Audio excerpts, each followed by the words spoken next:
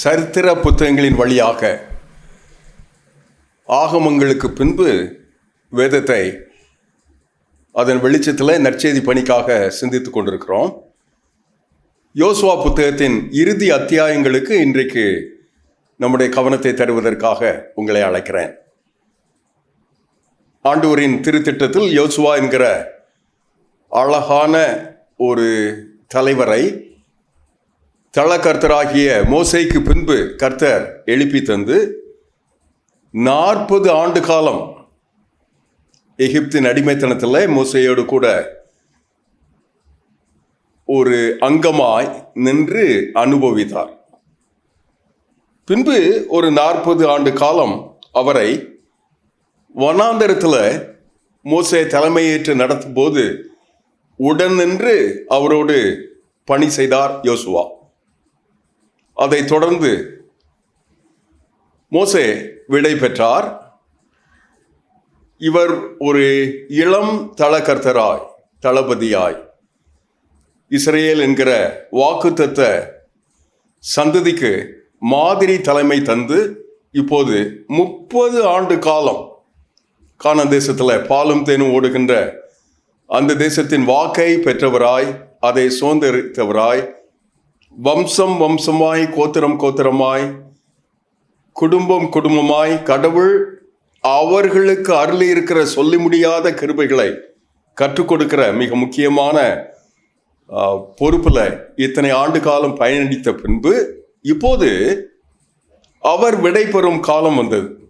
ஆகினாலே ஒரு பிரகடனம் சொல்லுகிறார், செய்கிறார். அது என்ன? யோசுவாவின் புத்தகம் 24வது அதிகாரம் 15வது வசனம் இப்படி கூறுகிறது: நானும் என் வீட்டாருமோ வென்றால் கர்த்தரையே சேவிப்போம்.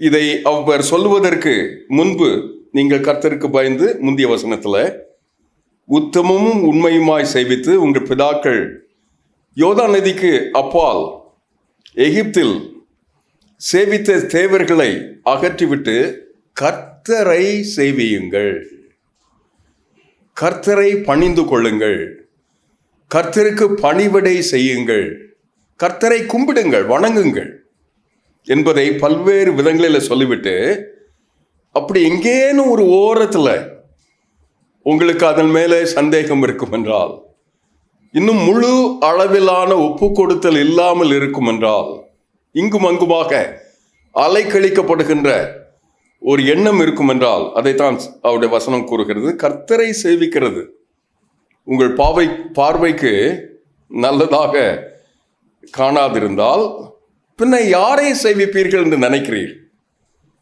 நீங்கள் இன்று இந்த இயேசுவை சேவிப்பதற்காக தெரிந்து கொள்ளுங்கள். நான் வாழுகின்ற உலகம் ஏராளமான மதிப்பீடுகளை கொண்டிருக்கிற உலகம், மதிப்பீடுகள் போல காட்சி அளிக்கிற கவர்ச்சிகளுக்கு கட்டுப்பட்டு இருக்கிற உலகம். இவைகள் அல்லாமல் மாயையாய் தோன்றுகின்ற அநேகத்தை உண்மை என்று நம்பி அதற்கு தங்களை இரவு பகலாய் பொய்காய் வீணராய் எந்த விதமான ஒரு ஆழமான ஒப்பு கொடுத்தலும் இல்லாத ஒரு பின்பாட்டு பாடுகிறவர்களாய் பெரும் பெரும் கூட்டத்தார் சென்று கொண்டிருக்கிற காலங்களில் யோசுவா இஸ்ரேல் என்கிற கர்த்தருடைய பிள்ளைகளுக்கு சொல்வது, உங்கள் பிதாக்கள் சேவித்த தேவர்களை சேவிப்பீர்களோ, நீங்கள் வாசம் பண்ணுகிற தேசத்து குடிகளாகிய அந்த குல தெய்வங்களை சேவிப்பீர்களோ, நான் இத்தனை ஆண்டு காலம் பார்த்தீங்களே, நான் என்று சொன்ன மாத்திரத்தில் உங்களுடைய மனதில் வர வேண்டியது என் வீட்டார், மனைவி, பிள்ளைகள், மறு மகன்கள், மகள்கள், பேர பிள்ளைகள், வேலைக்காரர்கள், நட்பு வட்டாரங்கள், உறவினர்கள், எங்கள் சொத்து சம்பத்து, விலங்குகள், எங்களோடு கூட இருக்கிற வேலைக்காரர், இப்படி எல்லாரும் சேர்ந்தது தான் வீட்டார். இந்த பழைய ஏற்பாட்டு காலத்து முறைமையின்படி யோசுவா பிரகடனம் செய்கிறார், நானும் என் வீட்டாருமோ வென்றால். உலகம் எங்கும் இப்போது இருக்கிற கிறிஸ்தவம், இப்போது பேசப்படுகின்ற கிறிஸ்தவம், புரியப்படுகின்ற கிறிஸ்தவம் தனிப்பட்ட வாழ்க்கைக்காக ரட்சிக்கப்படுவது, மனம் திரும்புவது, பாவ மன்னிப்பு பெறுவது, நான் பரலோகத்துக்கு போய் சேர்வது, மற்ற இதை பற்றி நான் அக்கறை கொள்ளாதது, அதை போன்ற ஒரு உருவகத்தை கிறிஸ்தவத்தின் நடவடிக்கைகள், கட்டடங்கள், அமைப்புகள், சபையின் காரியங்கள் கூட சொல்லிக் கொடுக்கிறது போல இருக்கிறது.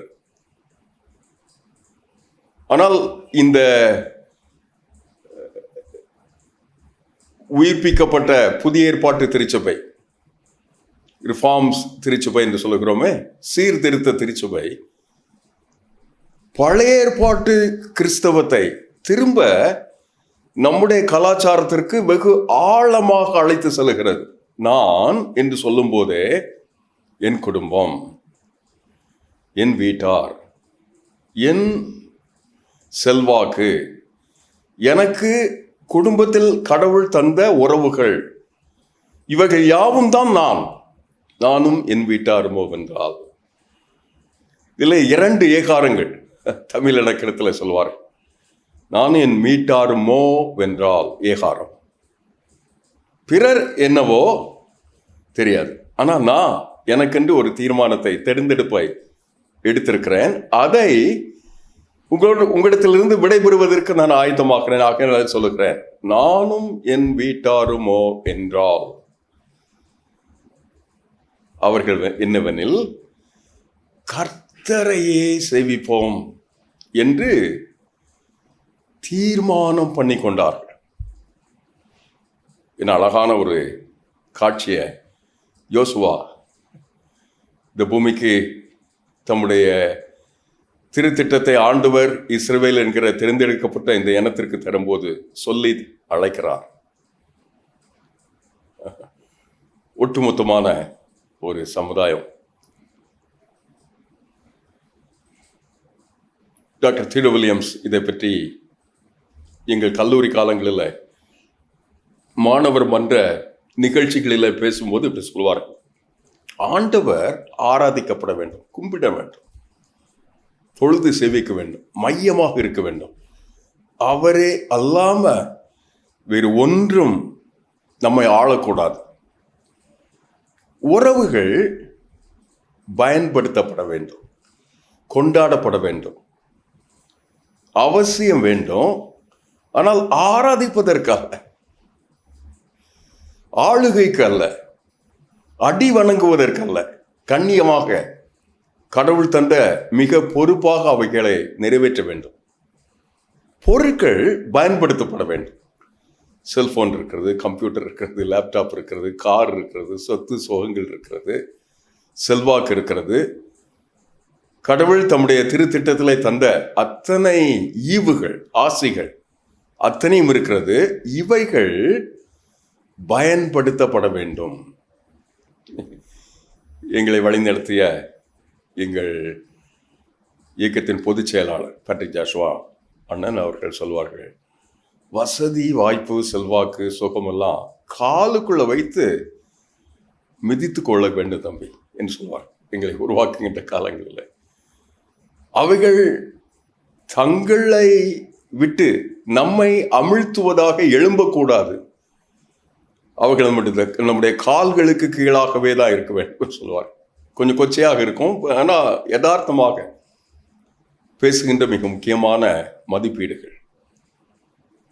இப்படி ஆண்டவர் யோசுவாவை நானும் என் வீட்டாரும், என் உறவுகளும், என் சொந்தங்களும், எனக்கு ஆண்டவர் தந்த அத்தனை பணிவிடைகளும் இணைந்து நின்று நாங்கள் இந்த ஆண்டவரை, அவரையே சேவிப்போம் என்று பிரகடனம் செய்கிறோம்.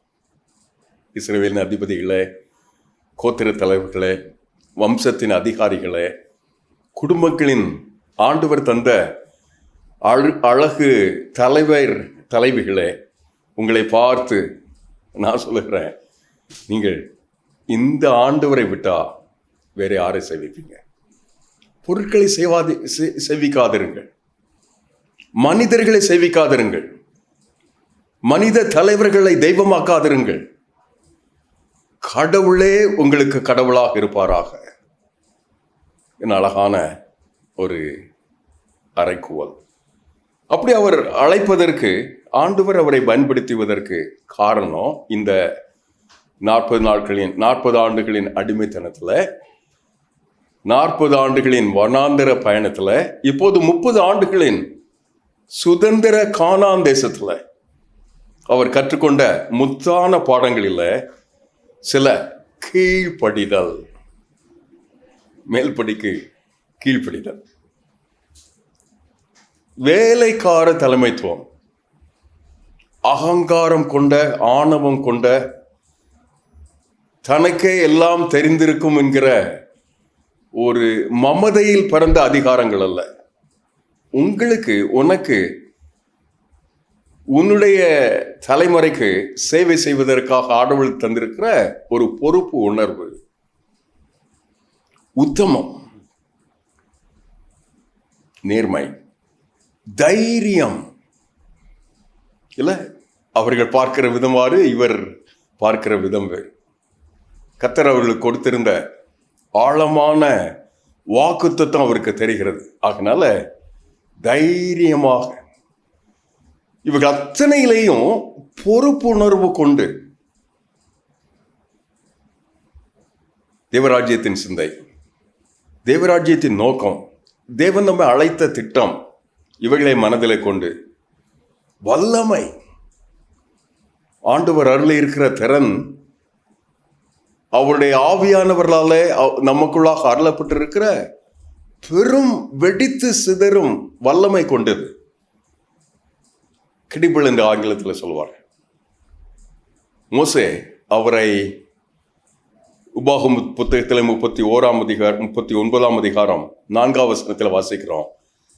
அவருடைய தலையின் மேல் கை வைத்து ஜெபித்து அவரை தலைவர் ஆக்கும்போது ஒரு அங்கீகாரம் பிறந்தது இல்லையா?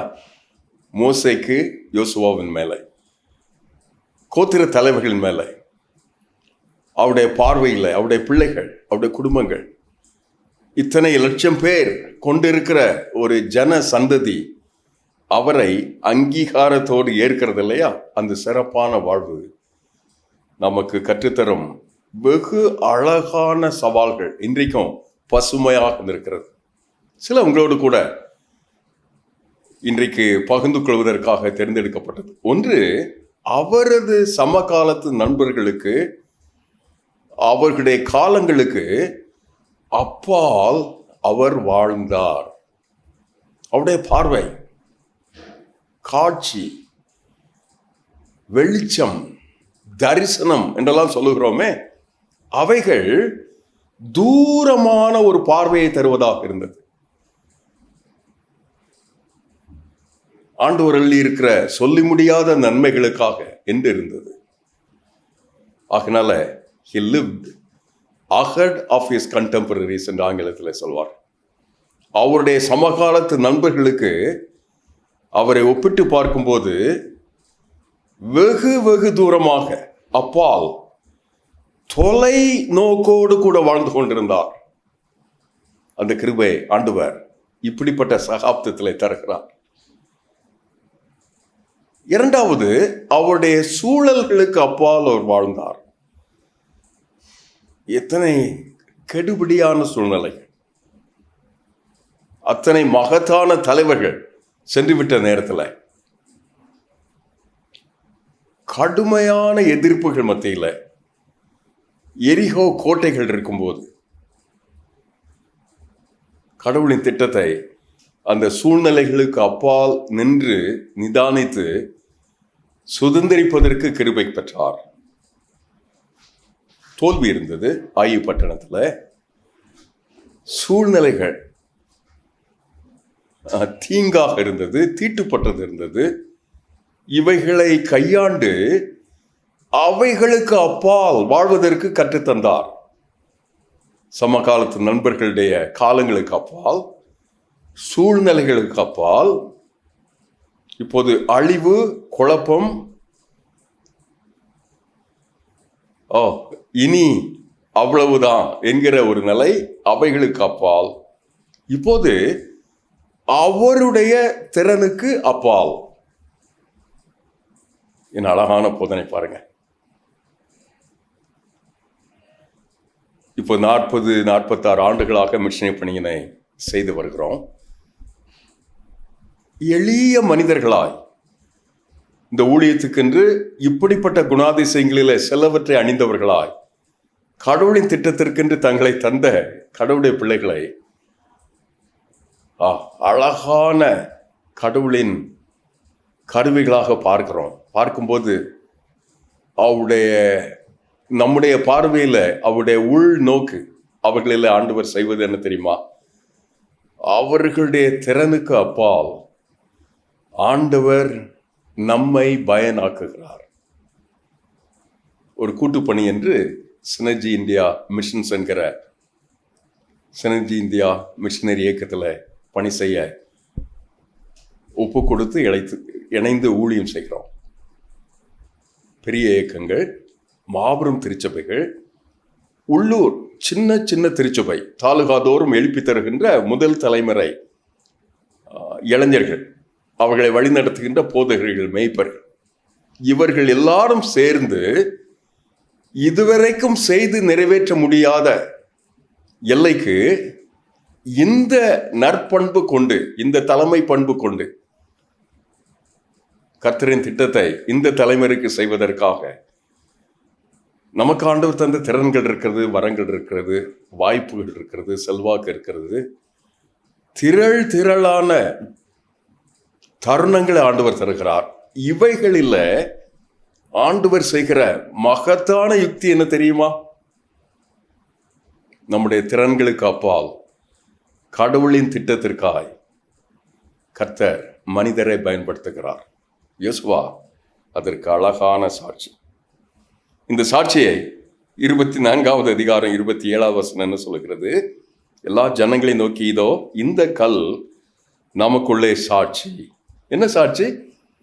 அப்படி யோசுவா, நீங்கள் அப்படி தீர்மானம் செய்தீர்கள் என்றால் நாங்களும் அவ்விதமே தீர்மானம் செய்வோம், நாங்களும் அப்படியே கர்த்தரையே சேவிப்போம் என்று எல்லாரும் அவரோடு கூட ஒத்துழைக்க, அந்த திருத்திட்டத்தை நிறைவேற்றுவதற்காக ஒரு மைல்கல் ஸ்தாபிக்கப்படுகிறது.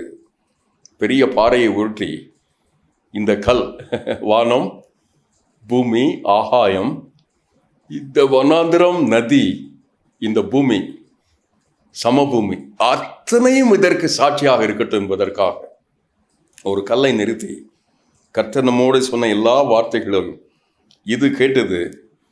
நீங்கள் உங்கள் தேவனுக்கு முன்பாக இன்றைக்கு என்னை போல பிரகடனம் செய்திருக்கிற இந்த உத்தமத்தை இதில் உறுதி செய்வோம் என்று தீர்மானம் செய்கிறார். அதன் விளைவாக வசனம் சொல்கிறது, 31வது வசனம், யோசுவா உயிரோடு இருந்த சகல நாட்களிலும் கர்த்தரை சிவேலுக்கு செய்த அவருடைய கிரியைகள் யாவையும் அறிந்து, யோசுவாவுக்கு பின் வெகு நாள் உயிரோடு இருந்த மூப்பருடைய சகல நாட்களிலும் இஸ்ரவேலர் கர்த்தரை சேவித்தார்கள்.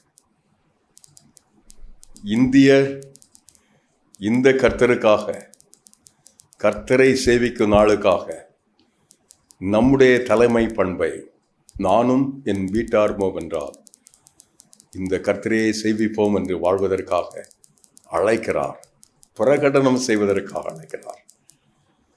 அவர் பிரதியுத்தரமாக பிரகடனம் செய்வார்கள். தனித்தாட்களாக நம்மை அழைக்கவில்லை, குடும்பமாய், வம்சமாய், கோத்திரமாய், இனமாய், சமுதாயமாய், இவள் எல்லாவற்றையும் உள்ளடக்கிய சபையாய் நம்மை ஆண்டவர் அழைக்கிறார். எதற்கு? நம்முடைய சமகாலத்து நண்பர்களுக்கு அப்பால், சூழ்நிலைக்கு அப்பால், அழிவு, குழப்பங்கள் இவைகளுக்கு அப்பால், திறன்களுக்கு அப்பால் வாழ்வதற்காக அழைக்கிறார். நாம் வாழ்ந்த பின்பு, நமக்கு பின்பு வருகின்ற அத்தனை வம்சங்களிலும் யோசுவாவோடு கூட சொல்லிய அந்த வாக்குத்தத்தத்தை நிறைவேற்றுகின்ற மனிதர்களாய் கர்த்தர் அவர்களை ஆசி தந்தார் என்று வேதவசனம் கூறுகிறது. இஸ்ரவேல் சந்ததியார் உயிரோடு இந்த சகல நாட்களிலும் கர்த்தர் இஸ்ரவேலுக்கு செய்த அவருடைய கிரியைகள் யாவையும் அறிந்து யோசுவாவுக்கு பின்பு வெகு நாட்கள் உயிரோடு இருந்த மூப்பர்கள் இந்த கர்த்தரையை சேவித்தார்.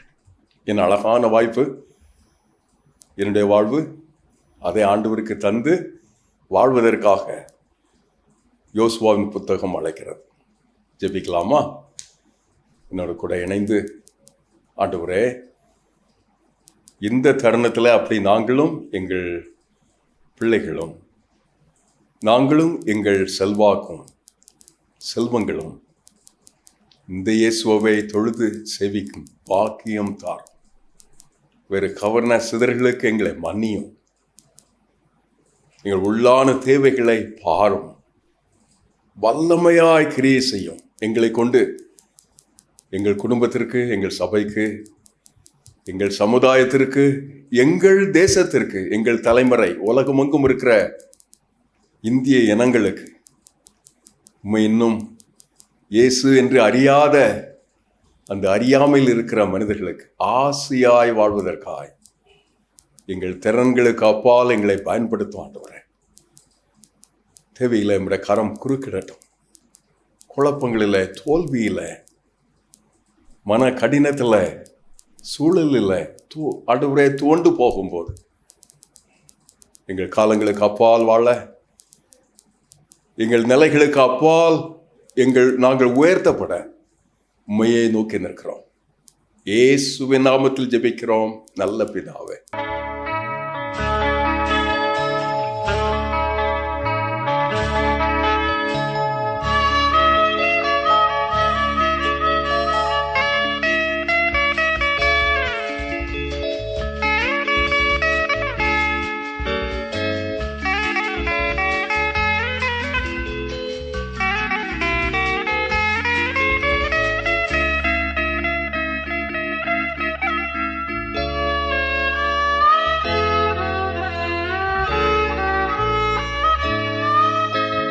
காலம் வேகமாய் ஓடுதே, கருத்தில்லாமல் வாழ்ந்தே, கண்ணும் கருத்துமாய் வாழ்ந்திட உதவி செய்யும் தேவா, எனக்கு உணர்வு தாரும் தேவா. உதவி செய்யும் தேவா, எனக்கு உணர்வு தாரும் தேவா. காலம் வேகமாய் ஓடுதே,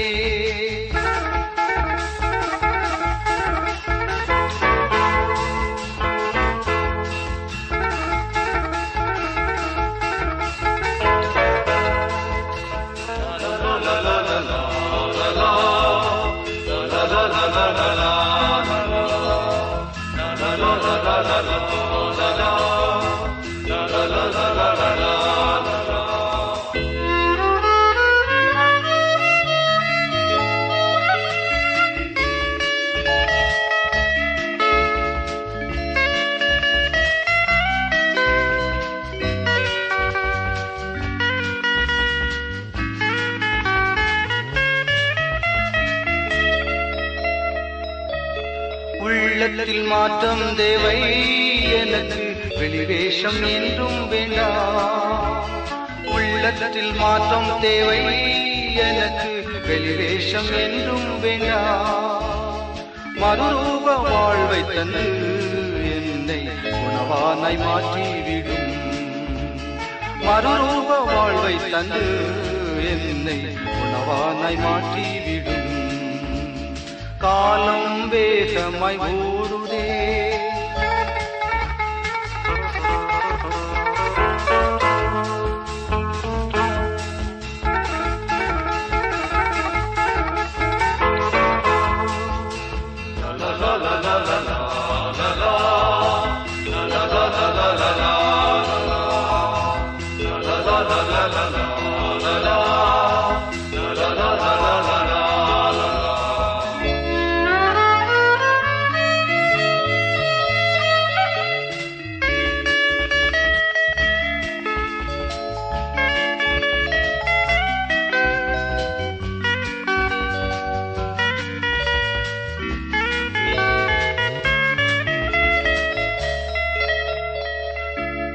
கல்வாரி காட்சி கண்டேன், அந்த காயங்கள் என்னால் என்றே கல்வாரி காட்சி கண்டேன் அந்த காயங்கள் என்னால் என்றே அன்பின் ஆழம் கண்டு அந்த அன்புக்கு அடிமை என்றே அன்பின் ஆழம் கண்டு அந்த அன்புக்கு அடிமை என்றே காலம் வேகமாய் ஓடுதே